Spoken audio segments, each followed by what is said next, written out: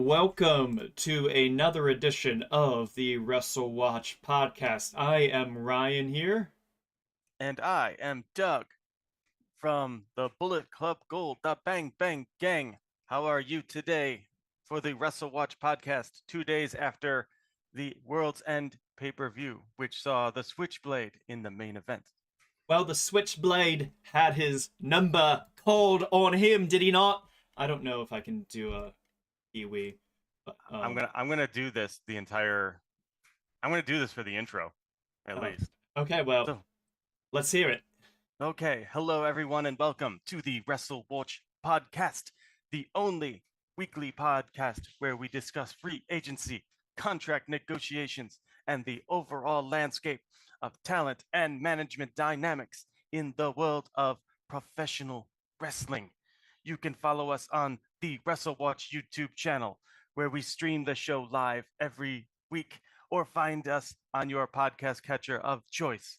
You can follow us on Blue Sky and X, where we post updates, including our meticulously curated WrestleWatch tier list, on a Substack for long form articles where we analyze the likelihood of talent leaving, joining, and of course, jumping between various wrestling promotions with a special focus on WWE, AEW, New Japan, and Stardom. And I've got two words for you: guns up. Okay, I'm done. That was intriguing. Yes. I'm jazzed. World's End was this weekend. It was. I had a really good time with everything except for the main event. Yeah. Well, here's the thing. I knew the main event was not going to be my cup of tea right off the bat, because I'm immediately, as soon as I see like a multi-man singles match where it has the, no DQ for no reason stipulation, because it's a That's three-way, four-way, it's automatically no DQ. I'm out. Yeah, that is my biggest. That might be my biggest like hot take of wrestling, is that I think that is a terrible rule. Yeah. No, it's awful. It's absolutely terrible. And Um, it's late and it's lazy. yeah, I feel like that if you DQ in a 3 or 4 person match, that you should be disqualified from the match and eliminated from the match. That's what I think the rule should be. But Mhm. I'm too much of a visionary for my own good, I guess.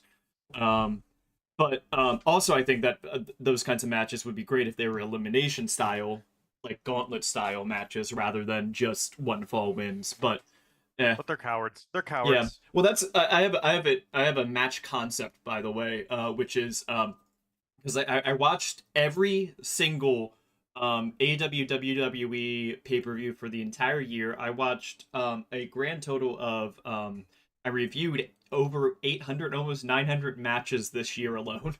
And that Iron Survivor match type that NXT does is really fun, but I think the way that they can, I don't know if you're familiar with that match type. Um, but it's essentially a 5-way Iron Man match with staggered entry. Um, Okay. and so it's like the gimmick of it is like, oh well, the first two have the most time so they can get the most points, but then like somebody that comes in at 15 minutes of a 25-minute match are really fresh at 15 minutes and they can easily overpower people, right? So my concept is, what if you just did a 3 strikes and you're out match? So like if you get pinned 3 times, you're out. Yeah. It's not bad. But then So once again, that would require them to not be cowards and be okay with pinning people, and instead of constantly being obsessed with making people look strong. yeah, well, Which is what a lot of times happens with these matches. Like yeah, they don't want to pin certain people, so they that's put them why, in these matches so they don't have to get pinned to lose. and that's why I like my concept, because it's like, well, if everybody's going to get pinned or submitted in some way during this match, it's very lucha kind of a thought process, where it's like, like in a tournament, like if you lose one match in a tournament, like a round robin, it doesn't mean as much for the aura of somebody. Like nobody's like, oh wow, Okada's buried now because he lost to Fletcher in the tournament. Everybody's like, well, Okada won the tournament.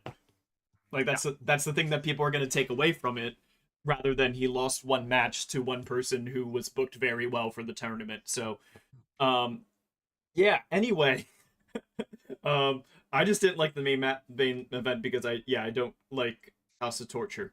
Yeah. You know what's So another pet peeve of mine yeah. that I'm going to throw Reddit under the bus on this one.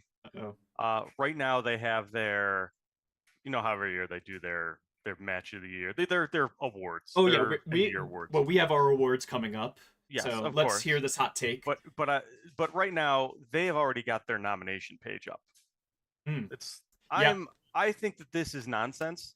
Yes. The year's not over yet. The year's What are not we doing over here? yet. That is why, for WrestleWatch and for our companions over at the Sicko Combat Club, we are doing our awards after the year is over. We are not posting the link to let anybody make any nominations until it is January 1st because things can change. Like Yeah, last things year, happen. yeah, like what was it, 2 years ago where Sheeta versus Hater happened on like the 30th, and everybody already had posted their lists like at the beginning of December, and it was like, wow, all these people then went on live and they were like, you know what? Yeah, we messed up with our top 10 list because we missed this match. Oh, next year we're going to do better. And then, of course, when they do the next December, they have to be first with their list again. So Yeah, I think that that's the there's, thing.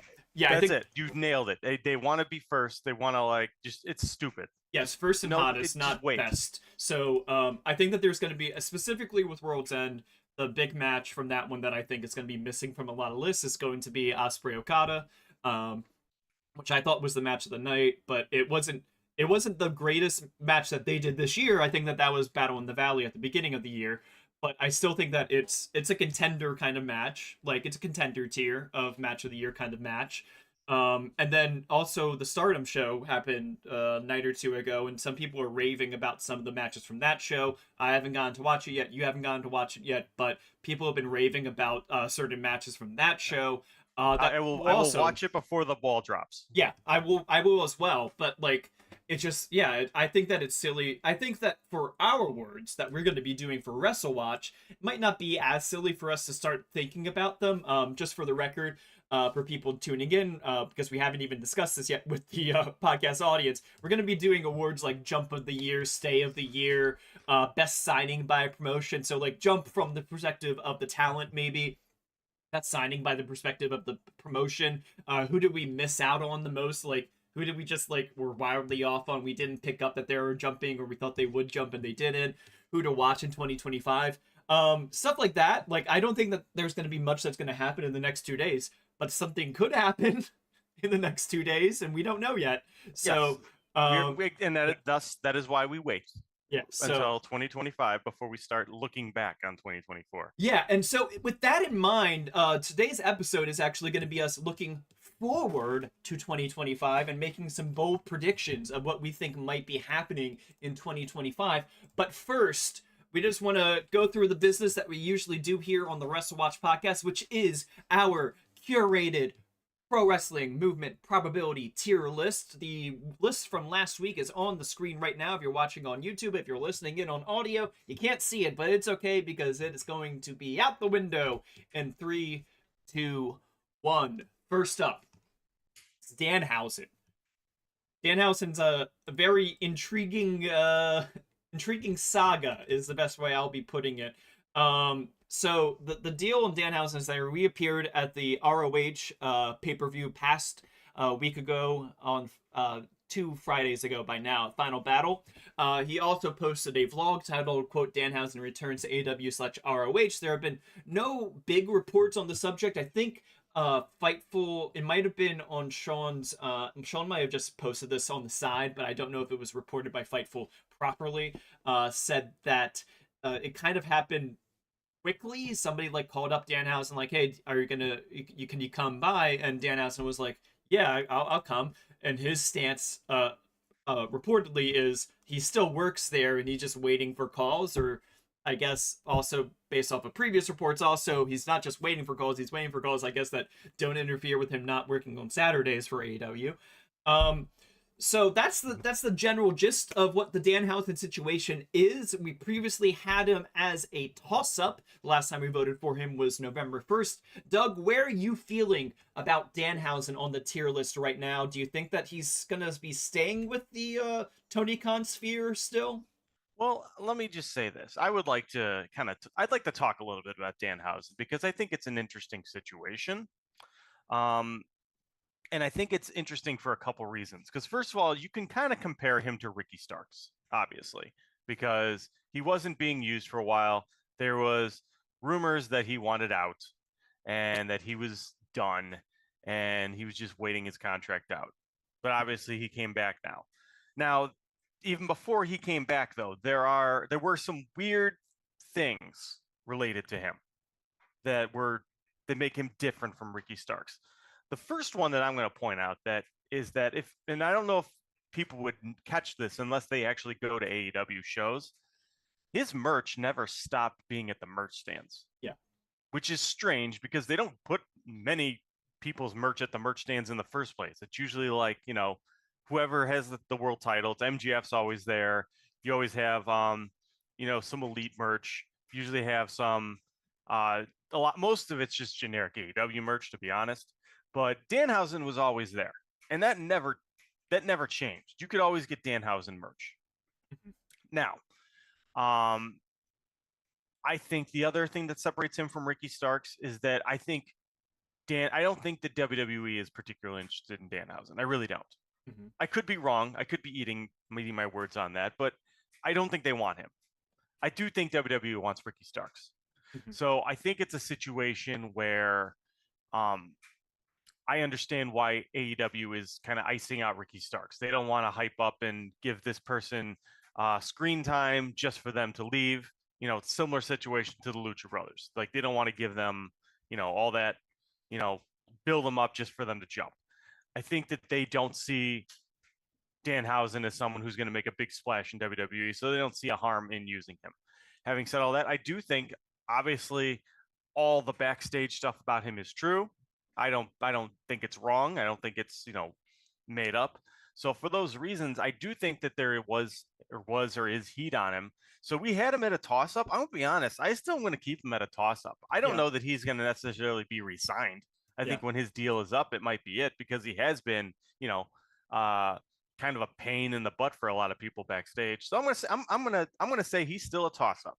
Yeah, and I say that also he's kind of been flirting with the idea of leaving AEW because, like, as I just pointed out right before, he has been like saying no to being booked for Collision to take indie bookings instead. So I think that though at the same time kind of shows that both sides of AEW and Danhausen haven't had a fully bad relationship, because if that was the case, I think that AEW would just tell him, no, you can't go and take these bookings at all, right?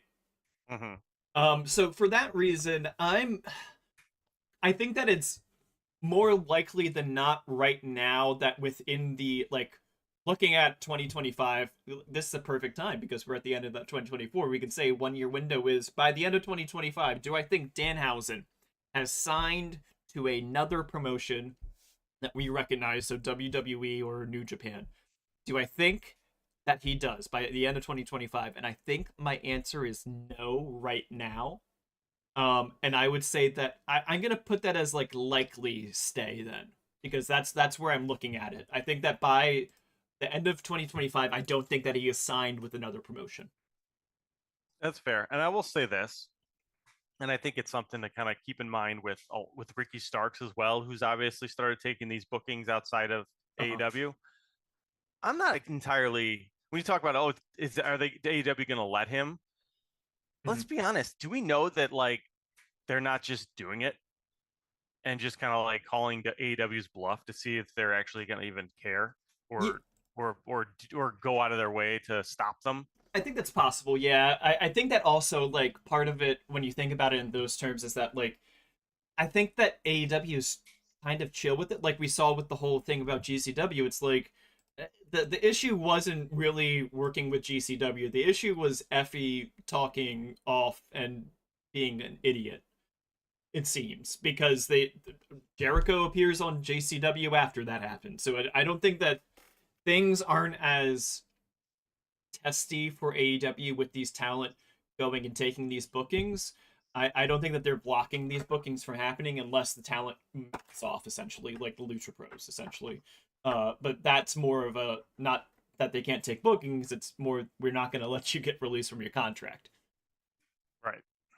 I Uh, think that's a good summary of that for sure. okay, So you have Medellin, I have them as likely stay right now. likely stay. Yeah, Okay. because if we're looking at it as the end of 2020, now do I think by 2020 in 2026 maybe he'll leave, and I think that WWE would be interested in the merch machine of Danhausen. I think that he would fit in on NXT. I think okay. I think he'd fit in too, but for some reason, I just feel like I don't think they're gonna. I don't know. It's Yeah, like because what he's like Wendy Chu, essentially. yeah, I think that he is a lot.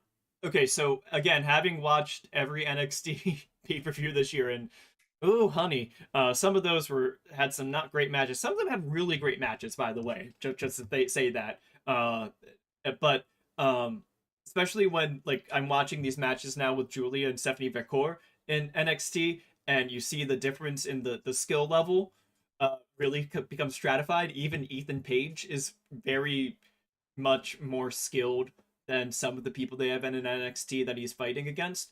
I would say that Danhausen would not be he would definitely be one of the more skilled people in NXT in ring, I would say, which I think might shock some people. Some people might think that's a hot take, but I think that that's the case with Danhausen, and he drives merch sales. So I think that they would see that as a win-win if he were to be free agent and if he would be wanting to go there. That's my take. Okay. But what did the committee say? We voted and we decided likely stay. They went with me on this one. I think that honestly, I think that that's even though I said likely stay, I think that might be a little bit low, but we'll see how it goes. All right. Well, that's Danhausen. Next up is Dustin Rhodes. This one's just an update because it's confirmed. He's confirmed staying with AEW. He announced on Twitter that he had re-signed and he intends for this to be his last contract. Doug, do you think that this was the right move for Dustin Rhodes? Yeah, I think once again, you take a look at someone who's probably going to be fairly happy with where he's at. He's not really in a situation where he's, going to be having one final run. I think he's had his final run. Now he just kind of pops up, works a match here and there. He gets to train. I mean, he's got a really sweet gig. I don't. And if he went back to, his other option obviously would be to go to WWE, but it's like, what would he do there? I mean, people talk about, oh, he can have a match with Cody. It's like, he already did that, and arguably, there's no way they're topping that. You can make an argument that that match that he had with Cody at the very first Double or Nothing was the best match that Cody has had his entire career. I think there is a definite argument for that as well. Yeah. Yeah. So it's like at this point, it's like what is he going to accomplish by going back? I don't think there's anything he could. I mean, there's no reason unless AEW didn't want him anymore, there's no reason for him to leave. So I'm not surprised that he stayed. Would it have stunned me if he left for WWE if WWE gave him a better offer? No, I would. I'm sure this is a situation where he just went with what made the most sense to him, and I'm sure AEW likes having him around. He's been there since the beginning. He's probably a really positive influence backstage, so it makes sense that he'd stick around. So I'm not surprised, and yeah, obviously we're taking him off the tier list. Yeah, I think that it's the right move for him for the same points that you made. I just think that if you were to go to WWE, his role would be essentially you get one fun run with the tag titles with your brother, and then you become some sort of fodder for somebody to beat up to get to Cody. Yeah, and he's probably the head coach. Let's Yeah, be honest. Yeah, he's probably like the most senior, most important like backstage coach in AEW. If he went to WWE, he would not be that at all. That is something that I was thinking about with this, especially when we think about like Motor City Machine Guns, what we've been talking about, because some people were like, it's kind of geeky that Motor City Machine Guns went to WWE. I don't don't think so. I think that they wanted to get that cushy job as trainers, and I think that that's the big thing for Dustin Rhodes. Also, like some people could look at it as being a geek because it's like you're gonna stay with this company where you're kind of like been pushed off into like essentially the developmental brand, and you're tagging there. It's that's not that big of a role, is it, Dustin? But like he's very well respected within AEW. He is essentially as you said, like the head trainer for the women specifically within AEW. So he has a very cushy job there. They're wanting to build things for him regarding All In Texas, and they're sending him to the Tokyo Dome. So like I think that they're giving him a lot in return, in addition to what he's giving to them. Right. Yeah. So, and I'm sure he's going to get something big and All In Texas. Let's be honest. Yeah, I think he's gonna have a big match in Texas. I think that it could be kind of like the beginning of the roads of retirement for him angle. Like that could be like, I don't think he's gonna retire it All In, but I think that that could be like the first step of like the story of his retirement arc for in-ring performance. I think that it seems that Jeff Jarrett might be retiring it All In, but I don't think Dustin will be this year. Yeah. Yeah, I think so too. And then finally, the last update that we have is Michael Oku. He is currently as a likely jump. The interesting thing with him is that back All In weekend, he was rumored to be in talks with AEW, and we had already had him on the tier list before that because we were very smart people here at WrestleWatch. But he had been rumored to be talking with AEW. He was backstage at All In for that year. He had done a show with AEW as a dark match for their Cardiff show. He dropped both of his titles that he had on the UK Indies. Everybody was thinking that it was moving in that direction, that he was going to be going to AEW. We had him as high as a safe jump back then. Since then, the rumor mill about him signing with AEW is kind of quieted. And this past weekend, or the previous weekend now that we're recording, he won back the Rev Pro Undisputed British Heavyweight Championship from Luke Jacobs.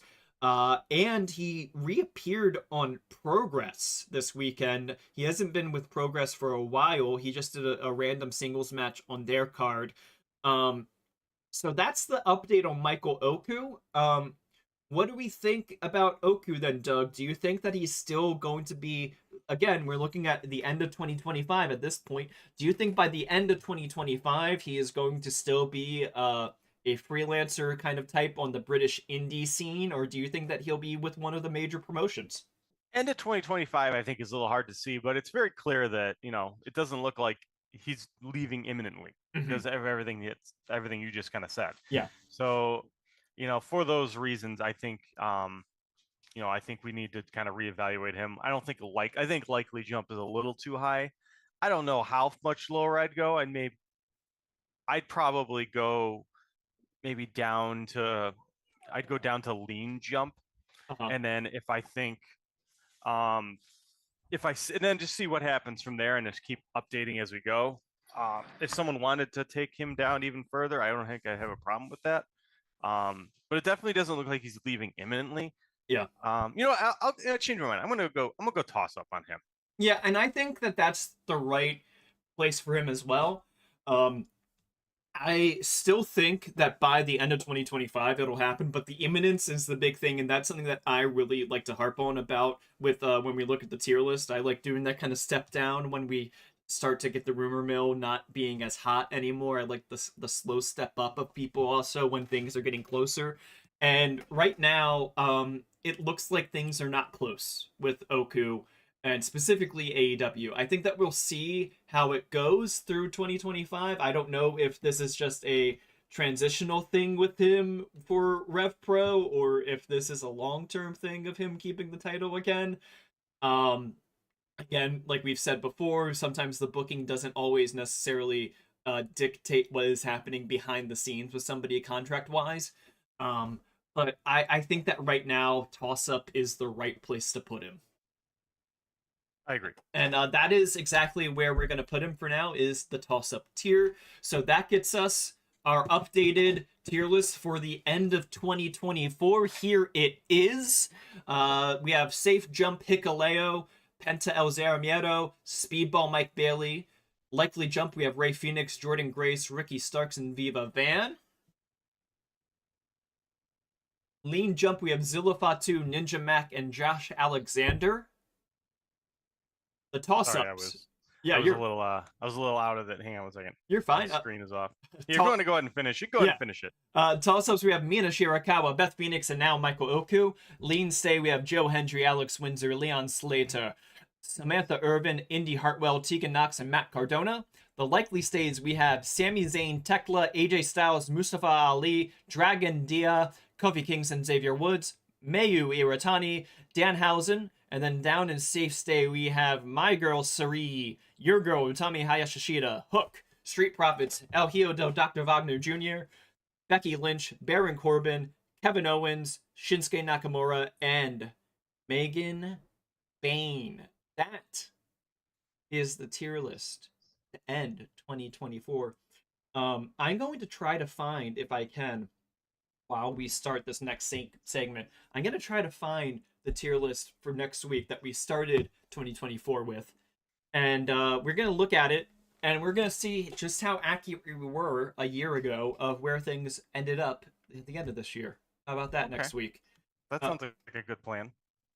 So the next thing that we're going to be doing this week is we're going to be having some fun. We're going to do predictions of what we think will be happening by the end of 2025. Who will be going, who will be saying, what's going to happen in the business of pro wrestling? That's what's coming up here. Doug, you have your predictions up first, so I'm going to throw the ball into your court if you would like to start with your first prediction here. Yes. So, and mine are, to be clear, this is a WrestleWatch podcast, but we try to be broad with these predictions and just kind of like, hey, whatever we want to make predictions about for the world of professional wrestling in the year of 2025. So just a heads up that most of mine are just about general general stuff like that. So the first one that I'm going to go over, it's a spicy one. Mm-hmm. I believe that Dave Meltzer will give a North American women's match a 5-star rating in the year 2025. Ooh, I like that part. There's however. I believe that it'll be a match that didn't really deserve it. And what I mean by that is we're probably going to end up with some, 5-person ladder match that, Dave always overrates, that he thinks is just incredible. And he's going to go 5 on it. And I'm going to be grumpy and complain because I thought the match was dumb. I think that is, I'm going to go with, let's do like essentially tiers about the reactions that we hear from the other person. I think that is likely to happen, that he will give a North American women's match a 5-star rating. Do I think that will be a match that maybe doesn't deserve it? Considering that, I know that this might be a little bit spicy for some people, but that Ring of Honor Texas Death Match that got a 4.75 from Dave, I didn't think that it was a 4.75 match, and that is the same rating he gave to Mercedes Moné versus Hazuki. It's the same rating that he gave to Mercedes Willow, I believe, and Mercedes Stat. I think that it is definitely possible that if, like, let's say that Mercedes does a furniture match of some kind, I think that it'll get a 5-star rating. Now, I think that it's also possible that maybe there will be a furniture match from other people that we won't necessarily think is great. But yeah, I don't think that this is a hot take. I don't think this is a hot prediction. I think this is a very probable prediction. And also because Dave is a little bit apprehensive about recognizing just regular singles women's matches in North America. Yeah. Well, we will see what happens. So that was my prediction. Okay. I don't think that one's too crazy. I think that's a good prediction there. Okay. So moving on to my next one. I believe in the year 2025, the AEW Fox deal does not happen. Okay. This rumored deal that is going to happen between the two companies. I really don't think it's going to happen at this point. I think, and to be clear, I mean like big Fox, like this Fox, like main Fox Network channel. Fox. Network Fox. I don't think that's happening. I think that if it does happen, it's going to be FS1, something like that. Maybe that's even what the ROH rumored deal is going to be. But I think that whatever Shockwave is, if that's what is rumored to be, I don't think it's going to be on Network Fox. I don't think that this is too crazy of a take either. I think that this is definitely possible. Things have kind of cooled off with the rumor mill recently about the Fox show. So I don't think that this one's too far out there either. Okay. So I have two more. Okay. My next one, AEW starts filling in the international TV void that WWE is creating with the Netflix deal. So for those of you who are unaware, one of the not talked about nearly enough parts of this Netflix deal that WWE signed is that it basically cannibalized their entire international TV rights division. So all of the international rights that they have are going to, when they expire, they're going to Netflix. Mm-hmm. And that's going to leave a giant void. And I believe that AEW is going to be the one that swoop in there and fill the spots. And I think it's going to happen all over the place. And I think that it's going to be a big win for AEW. I don't think that's controversial at all, but a hot take, but I think it's very likely that's going to happen. I think it's kind of already happening. We're seeing it in Canada already. Mm-hmm. So the map that I have on screen for people watching on YouTube is as of January 1st, where you will be able to watch WWE on Netflix. This is by WrestleNomics, this map. I think that's one of our friends that's in Germany said that the German component of this map is not accurate. Red is meaning that it will be on Netflix. Everything will be on Netflix. And then the gray means that it will still be the local distributor, and then black is they don't have Netflix for one reason or the another. Russia and China. So all the grays, like India, obviously is the big one. I think Yeah, everyone's looking India at right now. Yeah, that's India. So that's ending eventually. Yes, in April, India will be switching to Netflix. Yeah. And then that's going to be a massive opportunity for AEW and for honestly for TNA as well if they want to swoop in there. Yeah, I think that that's another component of this that is interesting that we're going to get to with a prediction for the community is that I think that this all could be very lucrative for TNA or even New Japan for that matter. That I think that some of the other promotions, not just AEW, could be looking at this as an opportunity to get on TV on international screens because of, well, there's what, three, well, previously it was 7 hours of WWE programming that was being distributed internationally that's now going to be entirely gone from a lot of these broadcasters. That's a lot of opportunity for other promotions to get on TV. Yeah. And then a lot of this red on this map where they're already going to be going on Netflix, AEW isn't in there yet. So they're probably working on that right now in a lot of these like countries. I would bet that well, like as we've they have a show in Australia coming up, so that's a good opportunity for them. The UK, they've already solidified their ITV deal again. They've renewed that, but I think in continental Europe and in the Middle East, that is a big opportunity for AEW. So yeah, I think that this is something that is definitely going to be happening. 100% going to happen next year. Right. And then my last one. This is coming from the fact that we're already kind of starting to see it. We saw it a little bit with some of the Netflix stuff for the Mike Tyson fight and how that they're going to be advertising the numbers and viewership on Netflix. But we also have, AEW is now going to be streaming on Max as well. So we are now going to be in a situation where it's going to be very difficult to actually understand what the viewership is for any of these shows. Yeah. So my prediction is we won't actually know how many people are watching Raw, Dynamite, or Collision due to how Netflix and WWE will talk about streaming viewership numbers, because we're going to get things like, 40 million people watched the show. And it's going to be a situation where, well, it's the people who like turned on, Max or Netflix, and it just automatically pulled up whatever's streaming live at that moment. Yep. And they're watched for like 2 seconds before they went to, switch over to like Extraordinary Attorney Woo or something. and that'll count. And they'll say, oh, that was a viewer. That was a viewer. We're going to get tons of just nonsense like this. Nielsen, I think, is going to do their best, but I think a lot of people are already kind of, really questioning how accurate Nielsen's been, especially even with the Thursday Night Football, and Mhm. how, that's been, they've been doing okay with it, but, it's a lot of people are not sure. And it's like, what does a viewer mean? How many viewers per account are being used? Yeah. There's a lot of components to this, and I Well, think it's tricky. I think that Nielsen is the best measure that we will have. I've done some research about Nielsen recently, about especially with the streaming and how they get the streaming numbers. Is it's a combination of their like what do they call them, like their little readers that they have for people to wear, and they pick up the audio signals. So it's fairly accurate on that side of things. The other side then is like if they have a partnership with a streaming platform to get the data directly. That's the one that's actually not as accurate, because like the streamers have a reason to lie to Nielsen.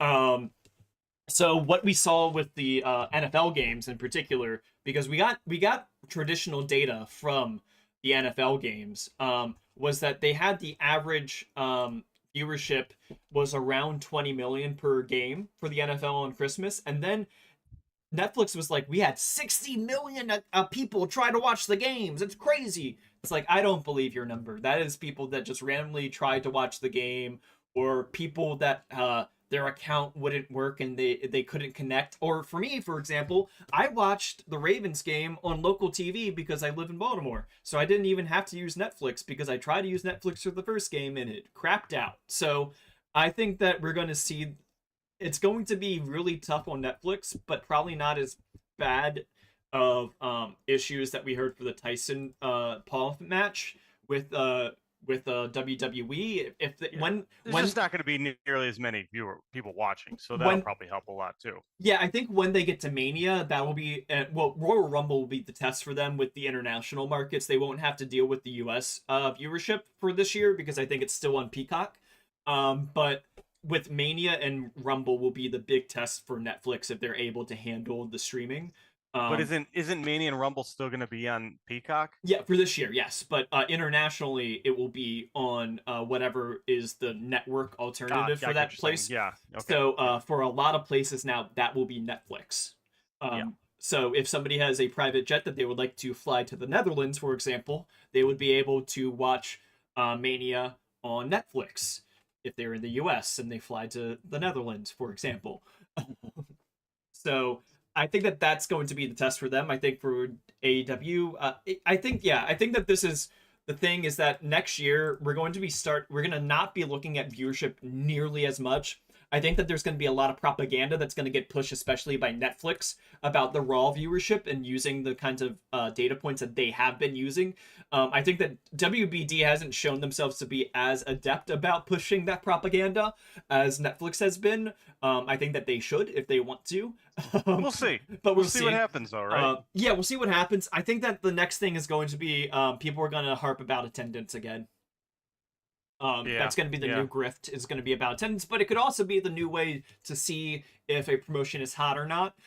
Because WWE has been lagging a bit on attendance for the weekly shows, and AEW has lagged this year on attendance a little bit for the weekly shows as well. It's been a little bit upswing on the pay-per-view attendance, but I think that that's going to be the way to look, is that if the weekly shows have better attendance, I think that that's going to be the way to know if more people are watching on the streaming platforms. Yeah. Well, and here I'll say this. That's a good measure, and I do agree that attendance has been a good indicator in terms of, like, like it's the canary in the coal mine. When you see attendance drop, that's going to be the first thing that drops. Yeah.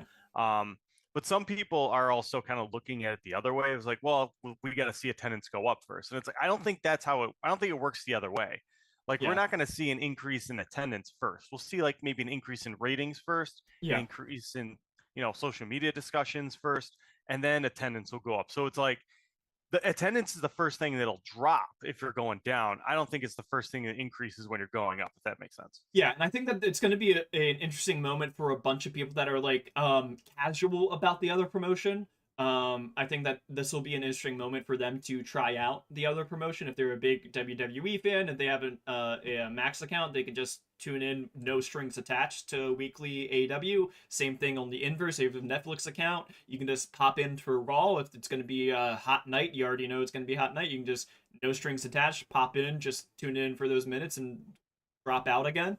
So I think that it's going to be very healthy for both promotions. That's my lukewarm take. So that is your predictions there, Doug. I think that if we look through, I think I agree with all of your predictions. Your first one was, I think, possibly the hottest one about the women's 5-star match, but I think it will happen this year. I think it'll happen. All right, we'll see. And now for my predictions, mine are a little bit more focused on free agency, relatively speaking, than yours, which gives a nice balance for this episode. So this is my first one. We have a picture of Danhausen there with CM Punk, and I say that no friends of CM Punk will jump from AEW to WWE in 2025. So when we say friends of CM Punk, we're talking Brody King, Mm-hmm. FTR. Yeah. Who else would that be? Ricky Starks. So you don't think Ricky Starks is jumping from AEW to WWE in 2025? I'm saying he won't. Okay. Not in 2025. Okay. I think that's a hot take. Okay. I think he's going. I think he's gone. Okay. I understand why people think maybe not so much anymore, but I still think he's gone. Who else is a CM Punk friend? Danhausen is the other one there. Danhausen. Okay. Some people have said Britt Baker in the past. I don't know what. I feel like it's hard to tell with her, like who she's friends with, because I've also seen her say kind of like some questionable things about CM Punk on Twitter. So I'm not sure on him. Yeah. On her. Yeah, just that General House of Black. Yeah. I'm just Brody. Okay. All right. You know what? I think that this is fair. It's fair, but a little hot. Yes. I accept this, though. Okay. Number 2 here is WWE will make another Stephanie Bakor type signing. What I mean by that is somebody that's international that gets featured on AEW and then WWE immediately hops in on them. Who would that be, though? I think that there could be a lot of possibilities with the partnerships with New Japan and CMLL. I think that it could be a Stardom person. Yeah, like I think the first one that comes to mind for me is maybe like Mina or Hazuki. Yeah. I don't see them going after either one of them, to be completely honest. Mm-hmm. Mina, I feel like if they wanted Mina, they would have got Mina already, or they would have just had interest. Hazuki, I just feel wouldn't be a good fit for WWE at all. Yeah, I don't think so either. But like, I think that it's possible that like you could look at one of those Stardom types that's not necessarily a main eventer. Some like essentially, yeah, like a Mina Shirakawa, where she's hanging out at the upper like mid card area, and she's gotten a lot of more opportunities with AEW. She's got a lot more eyeballs due to that, and because of that, she like gets known by the U.S. audience, and then WWE is like, hey, that's a shiny toy. You know who I would honestly go after if it was me? Mm-hmm. I would go after Saya Ida. Ooh, that's a fun one. Like, I think that she would be like a really good fit for WWE. I think she'd be a great fit in AEW too, but it's just like, this little tiny powerhouse. Yeah. Just kind of, I think she'd work really well. Yeah. But I'm going to go ahead and say that's a hot take because I just can't think of anyone that would be at that level in 2025 so I'm going to say hot take. I would say though at the beginning of 2024, I don't think that we would have predicted Stephanie Bakor was going to number one get showcased as huge as she was in the US or get signed by WWE. So I'm trying to think. Well, I think she was on the upswing. I'll say this. In the beginning of 2024, she was like, I mean, she was the strong champion then, wasn't she? Yes. No, it was Julia. When did she lose that belt to Julia? Julia, it was like really early. It was or when did she beat Julia? It was like really early, right? It was like March or April because that was right before Marigold started. Yeah. Yeah. So it was definitely early. Yeah. So that's another factor in that I'm thinking about is like it could be I don't think that it's gonna be somebody that's gonna be like a Marigold person or like somebody from like Tokyo Joshi Pro that like WWE gets like like notices because of quote unquote the partnerships that they have with those kinds of places. Um, I think that's for this prediction, it would be somebody that is featured, international person featured on AEW that WWE jumps in on. So yeah, you're saying it's hot one. I'm gonna go hot. Okay. Next up, we have AEW will sign someone of Sting or Bryan Danielson's level or pedigree for a retirement run. I think that a lot of the old people in wrestling have looked at, or the senior people in wrestling, look at what AEW did this past year with the retirement runs for Sting and Bryan Danielson, and they're like, hey, they know how to do that. I want my retirement to be with AEW. So that is my prediction with this one. I think that might be what's happening with Jeff Jarrett this year, but I'm going to say for my prediction that they're going to sign someone like that. They might not retire this year, but that they will begin their contract with AEW this year.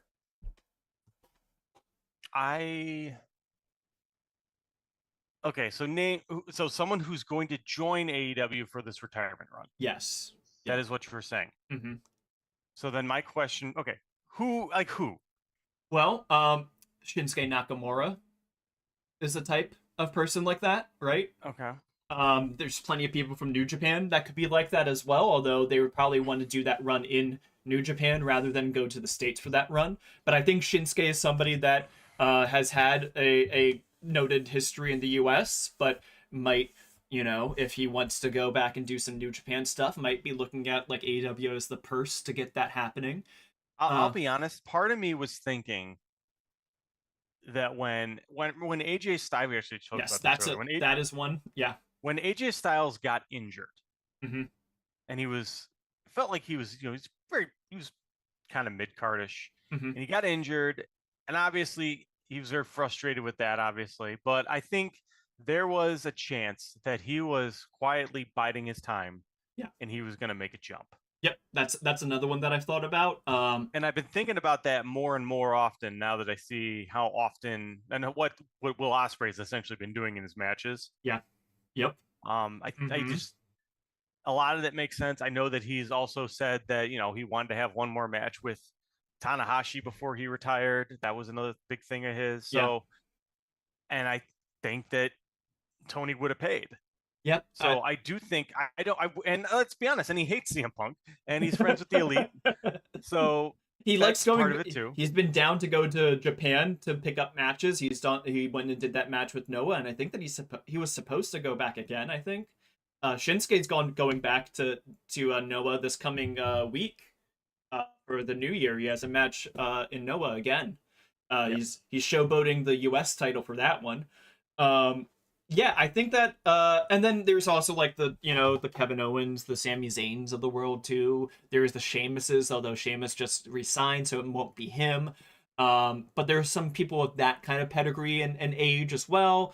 You could always look at Goldberg. Yeah. So that's why I kept it general. I didn't say who.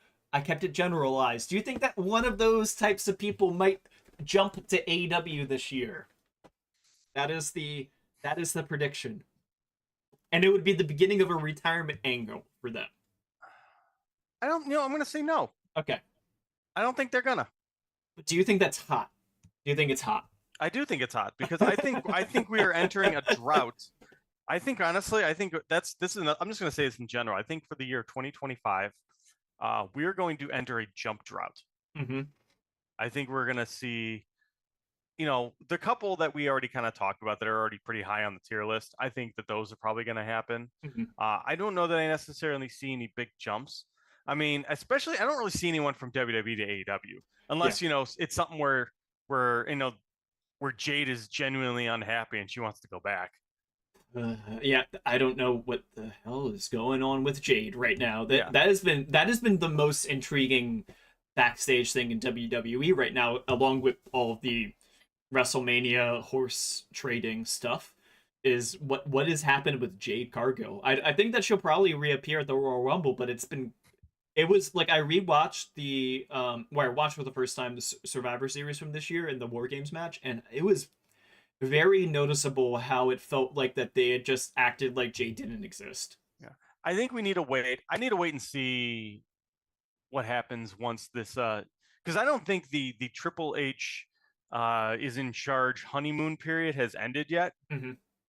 And I think that people like being there under that. I mean, it's still the honeymoon. Yeah, I think we're starting to see the honeymoon come to an end. yeah. And I think once that happens, we'll be there. I mean, I do think we're at the situation right now. We kind of saw with Ricochet, Mm-hmm. where he saw that you're not going to break through, and I think they know at this point, everyone who in that company and both companies know that even if you want to be, the WrestleMania main eventer, that's your dream. Mm-hmm. That's your ultimate end goal. It's been the company has demonstrated and told through their actions that if you want that to happen, you should go to AEW first and then come back. Yes. Oh, that was going to be one of my predictions, and actually, I should have made that for my fourth prediction. I didn't make a fourth prediction.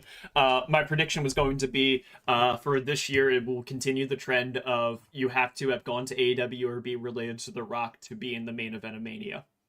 Yeah, and then it makes sense because once again, this is a company, WWE, where the squeaky wheel gets the grease. Yeah, and I think it's just going to keep on being that thing for the next couple of years. It's only going to be either you're related to The Rock or you went to AEW and you came back. Yeah, that's the way to get on top. It's funny because it's a company that talks about how much they talk about how much they value loyalty and working your way through the system from the ground up, and how much they really like that. But it's unless you're like a nepo baby, it doesn't necessarily work that way. Yeah. They're a company that really respects people who buck that trend. Yeah, it's like who leave and then make their own way outside the company. Like they could say that they don't respect that, but they absolutely do.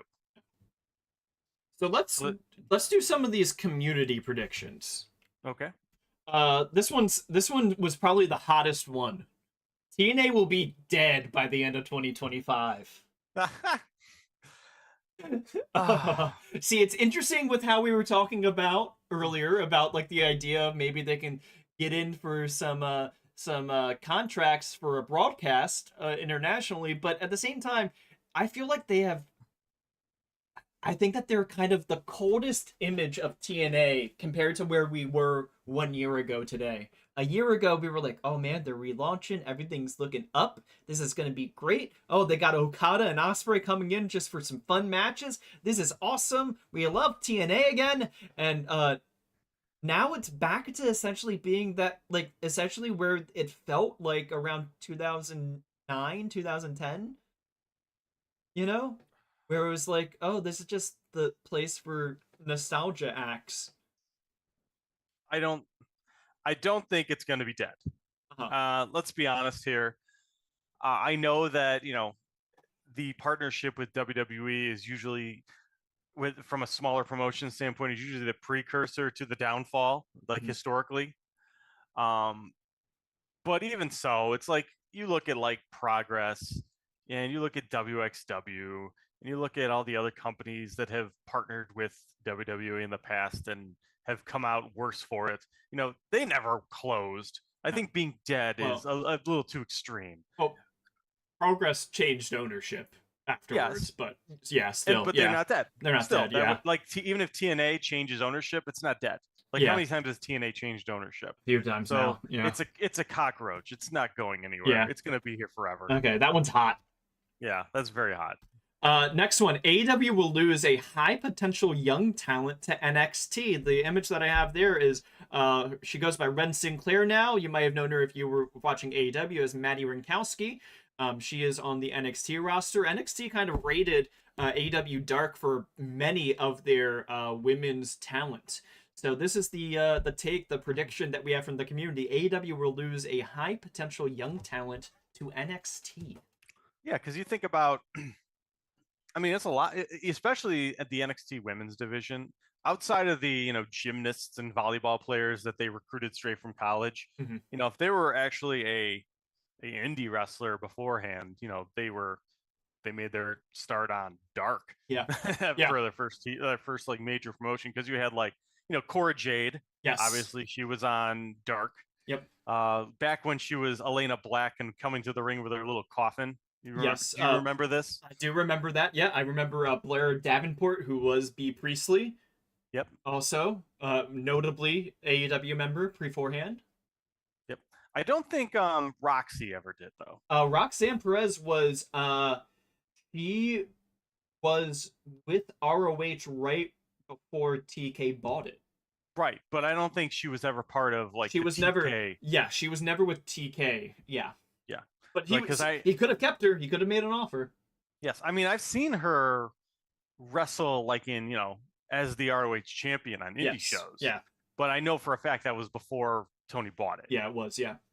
All right. And then so that's it. But yeah, so I think especially when I'm thinking about like the women's talent in AEW, and that they bring in, like I could see, like would I be stunned if NXT took Layla Gray?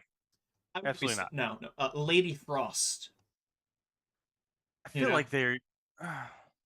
I think that some if they people wanted like that, Lady yeah. Frost, they could have got Lady Frost by now. Oh sure, yeah.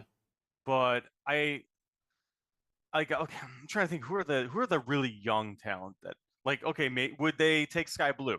I think they would. Yeah, they would go after Sky Blue, I think. Yeah. I don't think they would go. I don't think they'd go after Lady Frost because I think that she's just she's too much of a veteran. Yeah. That's my nice way of saying I think that she's past the age that NXT would go after. The Renegades. Yes, I think they would go after the Renegades. Yeah. I think that and that's just talking about the women too, for that matter.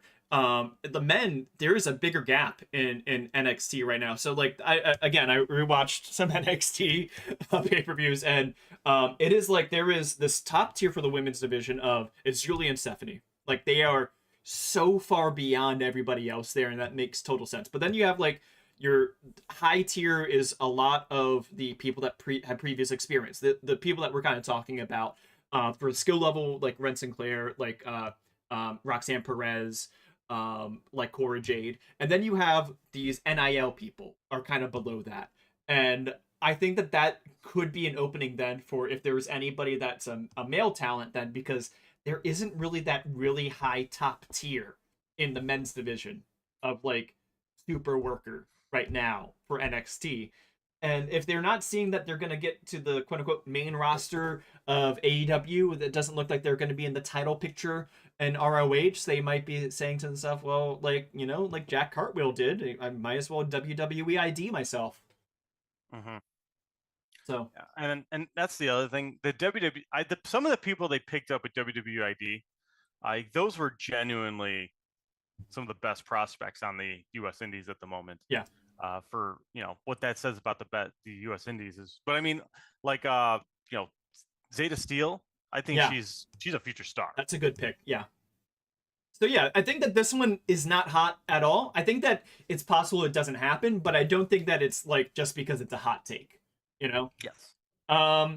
Next up for their predictions, we have 2025 will be a quiet year for free agency. This is what you had just said. I just said it. We're going to have a jump drought.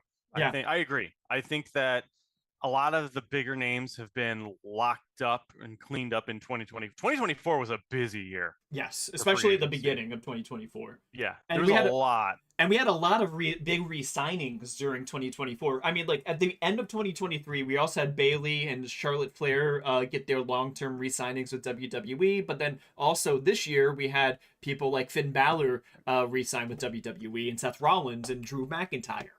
Right. And it makes sense because 2019 was the year that AEW started, and that was the year where they tried to lock people down in these 5-year deals to keep them from going to AEW when it started, and they all came up due in 2024.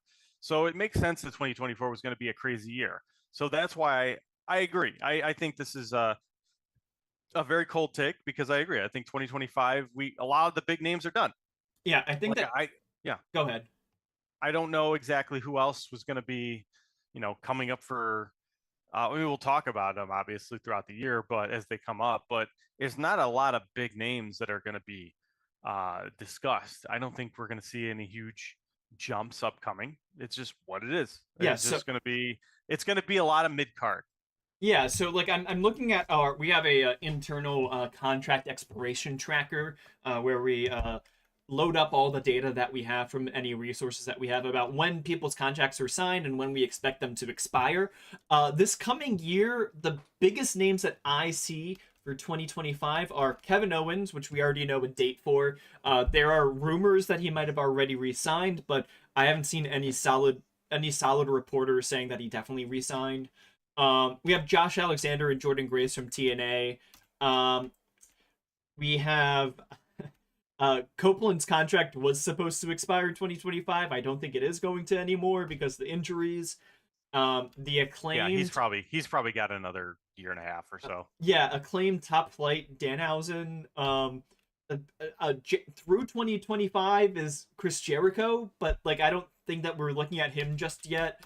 And then the other one is Cody Rhodes phrased his re-signing as through his 40th birthday, which is this summer. It's possible that his contract is far longer than just this year, but the best information that we have straight from the horse's mouth is that his contract is at least through this summer. I don't think that Cody is leaving WWE anytime soon. I was a big, Cody's going to finish the story by winning the AEW World Championship person, but I don't think that that's necessarily going to be happening this year. I think that he could go back to AEW at some point in the future, but I don't think it's going to happen yet. So those are, and that's it. Like those are the biggest names that I can see for 2025 of like contracts that we are sure of. A lot of this contract stuff is looking at 2027, which is we did a lot of AW did a lot of 5-year contracts on the return to touring of like 2021, 2022. So a bunch of stuff like FTR, Miro, um, Kevin, Kyle O'Reilly, Adam Cole, people like that, Eddie Kingston, all those are expiring 2027. Christian Cage. So I think that we're looking at like we have a possibly a very quiet 2025, but a very active 2026 or late 2026. Yeah, I think and who knows? Yeah. There's people that we're probably not even thinking about that are going to come up. Yeah. New Japan and Stardom contracts are very weird and very short, and who knows what'll happen there. Yeah. So I think that that is it for our predictions for the week, for the year. If you guys are listening in, please let us know what you think about these predictions. Do you think they're hot or not? What do you think is most likely to happen? We'd love to hear your guys' thoughts. We're going to be making a little Substack article about this as well, where some of the other members of the WrestleWatch committee will be looking at these predictions and saying whether they think that they're likely or not. All right. Yeah, so I think next week we're gonna look back at where we started 2024, and see if we got things right or wrong. And then coming up, we also have our WrestleWatch Awards, which we will be giving out, of course, discussing them after 2024 concludes, because we are not one of those people that make lists before the year is over. Yes, absolutely. All right. So I think that's it. Good talk. So Yeah. this was episode. What episode was this? What episode do we end on for the year? We are at episode number 37 of WrestleWatch. We took off a few weeks in there during 2024. Yeah. Episode 37 in a row. Yeah, it's been a great year, I think, for WrestleWatch, and yeah, I'm happy to have been doing it with you, Doug, Yes. and I hope next year we have another great year. On the road to 500. All right. We're getting there. Yes. All right. With that.